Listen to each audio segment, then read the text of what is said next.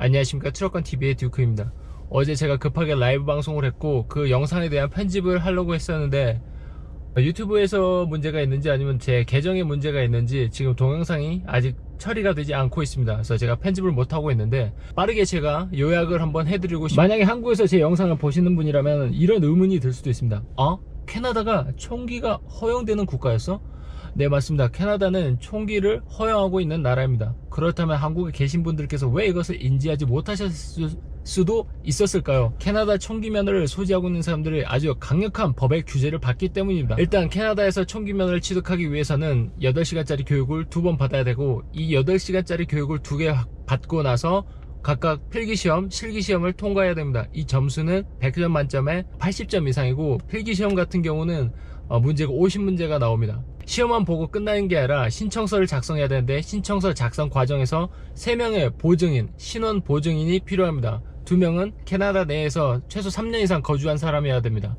이 1명은 이 신청서 작성할 때 제출하는 사진과 내 신상 정보가 맞는지 확인해주는 최소 2명에서 최대 3명까지 보증인이 필요합니다. 내가 최근 3년 내에 해고된 적이 없어야 되고, 최근 2년 내에 이혼한 적이 있는 사람이라면 이혼한 전 부인의 서명이 필요합니다.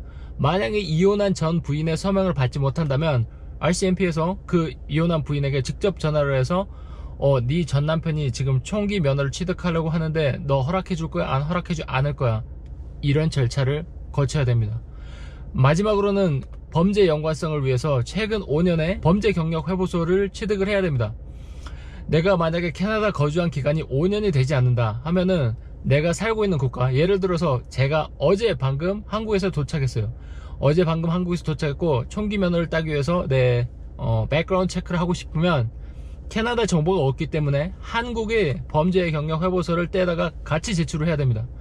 여기서 같이 들어가야 될 거는 내 지문, 손가락 10군데에 지문을 찍어서 또 같이 제출을 해야 돼요. 이 신청서가 RCMP에 접수가 되면은 4주 기간 동안 이걸 홀드 시킵니다. 이렇게 해서 총기 면허를 받으면 끝이 아니라, 이 캐나다에서 총기 면허를 가지고 있는 사람은 매일 RCMP의 슈퍼컴퓨터에서 매일매일 지난 밤 이 총기 면허 소지자가 범죄 연관성이 있는지를 매일 체크를 합니다. 어제 제가 라이브 방송에서 깜빡하고 말씀드리지 못한 부분이 있는데, 한 가지 더 있습니다. 거주 이전의 자유가 제약됩니다.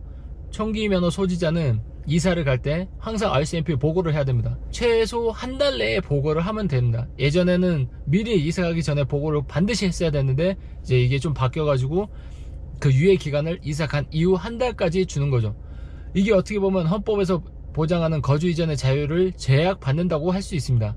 캐나다에서 합법적으로 총기를 소유하고 있는 사람은 이 모든 과정을 감내하면서 법을 준수하면서 총기를 소유하고 있는 것입니다. 캐나다에서 총기 외에 불법으로 규제하고 있는 것들을 제가 말씀드리겠습니다. 한국에서 3단봉 이용할 수 있잖아요. 캐나다에서는 불법입니다. 그 주머니 칼 중에 그 버튼을 누르면 날이 튀어나오는 그런 칼 불법입니다. 그 영화에서 보면 손잡이 막 이렇게 현란하게 돌리면서 나를 펴는 그런 칼 불법입니다. 신호탄 불법입니다. 신호탄은 한국에서도 고속도로 같은데 사고가 나면은 그 연막탄과 같이 이렇게 발화 연막탄, 발화 신호탄을 도로에 사용할 수 있는 것으로 알고 있습니다. 캐나다에서는 불법이고, 발사되는 형태의 신호탄도 불법입니다. 그리고 수갑 당연히 불법이고, 테이저 불법이고, 호신용 스프레이 불법입니다. 심지어 곰 스프레이도 제가 살고 있는 도시에서는 불법입니다. 일부 곰이 살고 있는 지역의 주민들에게는 합법으로 알고 있습니다. 이만큼 총기를 제외하고도 강력한 여러가지 범죄 대책, 범죄에 사용될 수 있다고 판단되는 물건에 대한 규제가 강력한 나라입니다. 캐나다에서 발생하는 99.999%라고 제가 장담할 수 있는데, 그런 총기 사고는 미국에서 불법적으로 수입된 총기에 의한 것입니다. 그렇기 때문에 캐나다에서 총기 사건을 막기 위해서는 합법적 총기 소지자의 총기 소유 자유를 제약하는 것이 아니라 미국에서 밀수되는 총을 제한하는 것이 더 효과적이라고 저는 생각하고 있습니다. 그래서 캐나다는 총기 사건으로부터 안전한가? 제가 확답을 드릴 수가 없는 것 같습니다. 대도시는 아직도 큰 총기 관련된 범죄가 있는 것으로 알고 있고, 제가 살고 있는 도시도 살인사건이 많이 발생되는, 거의 캐나다 1, 2탑에 들어가는 도시이긴 합니다. 근데 그 선량한 민간인이나 주택가에서 일어나는 일은 아니고, 캐나다가 인구 대비 총이 많은 것도 사실이고, 전 세계에서 미국을 제외한 가장 큰 총기 시장인 것도 사실입니다.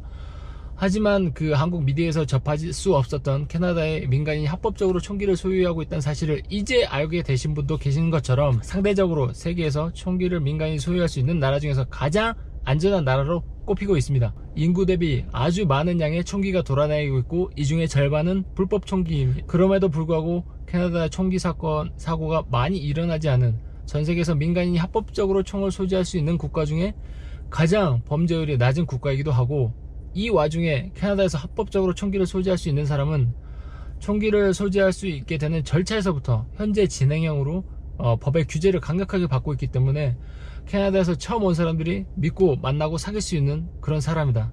중간에 고프로 배터리가 떨어져서 다시 촬영을 하고 있습니다.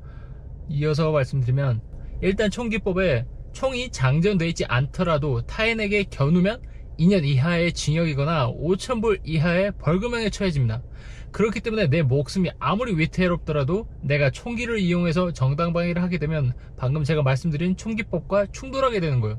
그렇기 때문에 이 정당방위를 인정받더라도 내가 감옥에 갈 것을 각오를 하고 총기를 이용한 정당방위를, 제가 영상에서 말씀드리는 게 100% 완벽한 건 아닙니다. 저도 비전문가이고 제 채널 카테고리 자체가 엔터테인먼트예요. 제가 전문성을 있게 접근한 것이 아니고 이 채널은 다큐멘터리도 아닙니다. 하지만 여러분이 이 영상을 보시면서 제 영상 내에서 부족한 부분이 있거나 아니면 여러분이 생각하는 의견과 다르다고 생각하시는 분들은 언제든지 댓글 남겨주시기 바랍니다.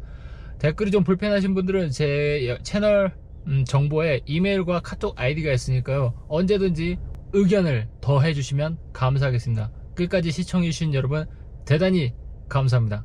구독, 좋아요 잊지 말아주세요.